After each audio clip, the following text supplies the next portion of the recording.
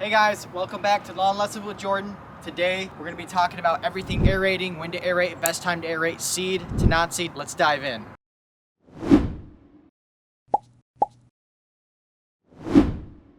How does an aeration work? Well, a machine like this, stand on a rock behind. What it's doing is it's actually pulling cores out of the ground every couple inches. There's usually a rolling drum on the back of it that has all the spikes on it that pull those cores. And again, it's pulling those approximately between 1 and 3 inches down in depth, and it's basically opening up that soil is what it's doing. Why are we opening up that soil? Well, a few reasons. Number one, by opening up, pulling those cores out, we're allowing those soil roots to dive deeper into the ground. And with them diving deeper into the ground, they're going to be able to access more water, more nutrients. Another thing too is since we're opening it up from the top, they're going to be able to get more sunlight, more oxygen. If we throw fertilizer down as well, the benefit to really doing that. Another thing is if your thatch layer is built up, it's kind of choking that lawn out so the lawn can't breathe. So by punching those holes in the ground all over the place, you're basically giving that lawn the room to breathe and to expand down into the soil again. Those soil roots are diving down into that soil for more nutrition. When should you aerate?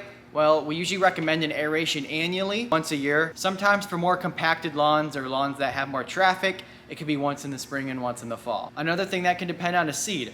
Are you going to do overseed at the time of your aeration? That could also depend on timing. If you're doing seeding, I would recommend the fall time because the fall time is the best time to seed in general. You got cooler temperatures coming in, you got more rainfall, and you have less summer stress. How do you know if you need an aeration or when should you need an aeration? Well, most of the time you want to do it annually or once a year. Other times, if your thatch layer is really thick, you can't even see your soil from the top of the surface, from the grass blades on top, that means you kind of need an aeration because that thatch is choking out that lawn. Another reason too would be maybe a lot of water built up in your lawn, it's always moist. This can also help with drainage issues with water dispersion as well. It can open up that ground, allowing more space for that water to move through. One more thing too is if you have a lot of heavy traffic on the lawn, a lot of vehicles on the lawn a lot of times, that's going to really pack that soil down thick and make it so you can't even put a screwdriver in.